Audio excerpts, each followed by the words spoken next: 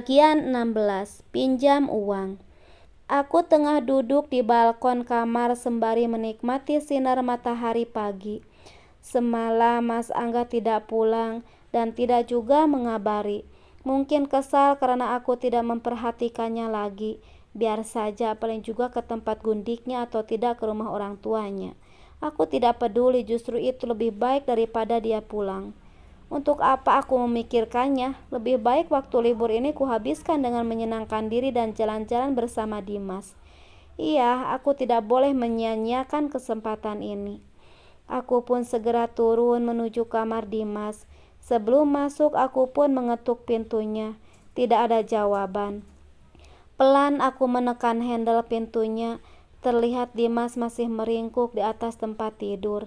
Aku tersenyum melihatnya. Begitu aku teringat sebuah pepatah, buah jatuh tak jauh dari pohon. Kelakuannya kalau tidur persis seperti Mas Angga. Semoga saja hanya tidur saja yang mirip, jangan sampai sifat yang lainnya. Aku mengelus pelan kepalanya sembari mengamati wajahnya. Dimas menggeliat, nampaknya tubuhnya merespon tanganku yang menyentuh kepalanya. "Selamat pagi sayang," ucap sapaku begitu melihat matanya terbuka. "Mama," panggilnya terlihat kaget. "Ayo bangun, kita jalan-jalan," ucapku yang seketika membuat Dimas langsung bangkit. "Hah, jalan-jalan beneran, Mah?" tanyanya tak percaya. Aku mengangguk dan tersenyum. "Asik. Nah, sekarang Dimas mandi dan siap-siap dulu, Gih. Mama juga mau siap-siap dulu, setelah itu kita sarapan." "Oke, Ma." Dimas begitu nampak senang. Aku pun tak kalah senang melihatnya bersemangat. Aku pun lekas keluar dari kamarnya Dimas dan menuju kamarku yang terletak di lantai atas untuk bersiap-siap. Begitu masuk kamar, aku langsung mengambil handuk yang tergantung di balik pintu dan menuju kamar mandi. Usai mandi, aku segera keluar dan bertukar pakaian. Alarm ponselku berbunyi. Pengingat apa ya? Aku pun segera mengeceknya. Astaga, hari ini kan hari pertunangannya Dewi. Kok aku bisa lupa sih? Gimana ini, aku sudah janji untuk ngajakin Dimas jalan-jalan. Kalau sampai batal, dia pasti ngambek. Kalau nggak datang ke acara pertunangannya Dewi juga pasti kecewa.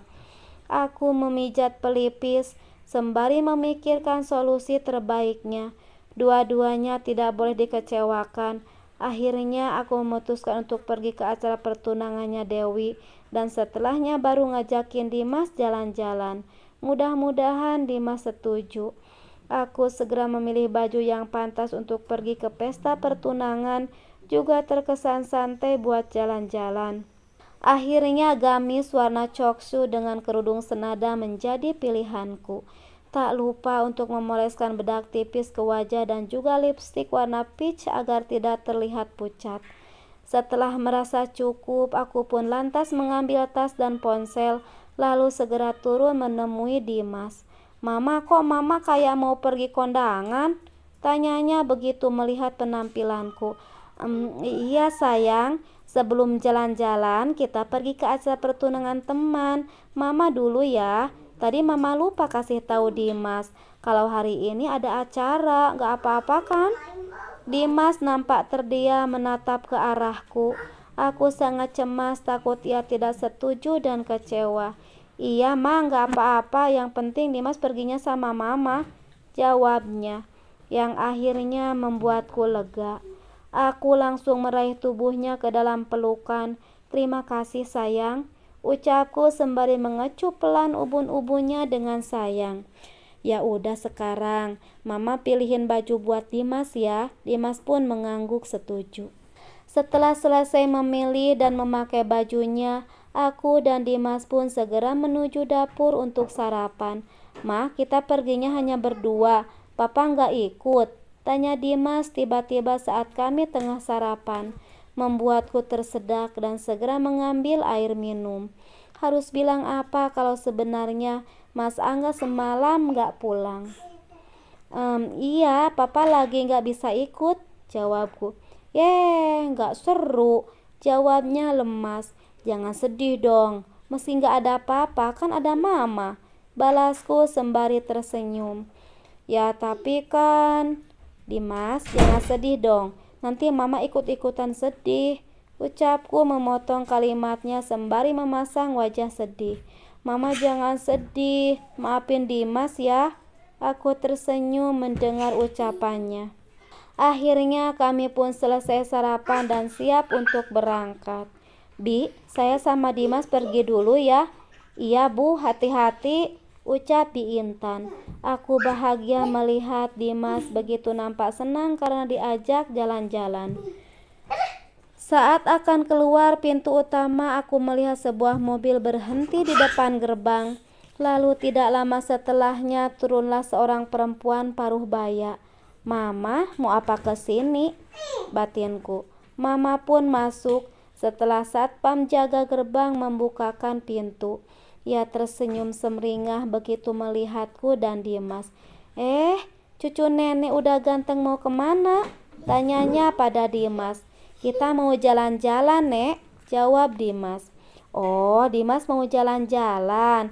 Kok nenek lihat cuma berdua, papanya mana? Kata mama. Papa nggak bisa ikut, Nek, jawab Dimas. Oh, begitu, balas mama. Mama pun beralih menatapku setelah bertanya pada Dimas. Dimas tunggu di dekat mobil dulu ya, ucapku pelan. Iya, Mah. Dimas pun menurut perintahku. Ada perlu apa mama datang ke sini? Tanyaku tanpa basa-basi.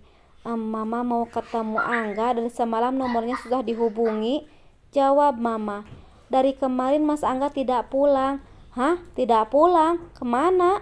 Tanya mama cemas. Aku hanya mengendikan bahu. Sementara mama semakin terlihat cemas dan panik. Apa Angga tidak menghubungimu? Tanya mama lagi. Tidak, jawabku singkat. Lagi-lagi mama semakin terlihat khawatir. Kenapa mama terlihat cemas? Paling juga di rumah gundiknya, ucapku santai. Raut wajah mama terlihat tidak enak dan suka saat aku menyebut istri kedua Mas Angga dengan sebutan gundik. Ya sudah, aku dan Dimas mau pergi dulu. Kalau mama mau menunggu Mas Angga silahkan, ucapku lalu melangkah menuju mobil. Lydia, panggil mama. Aku menoleh. Sebenarnya mama juga perlu sama kamu, ucap mama terlihat ragu. Aku menautkan alis tidak mengerti dengan maksudnya. Lalu melirik jam yang melingkar di pergelangan tangan, memberi isyarat bahwa aku buru-buru. Cucu mah sebentar aja kok, ucap mama sembari tersenyum. Boleh kita duduk dulu? Ucap mama sembari menunjuk pada kursi yang terletak di teras depan. Hanya ada waktu 5 menit, tegasku. Mama pun mengangguk mengerti. Setelah duduk terlihat wajah mama nampak gelisah. Jadi ada perlu apa? Tanyaku tanpa banyak basa-basi. Sebenarnya begini nak, lembut sekali nada mama bicara, pasti ada maunya. Mama mau pinjam uang buat beli kebutuhan dapur, ucap mama ragu-ragu.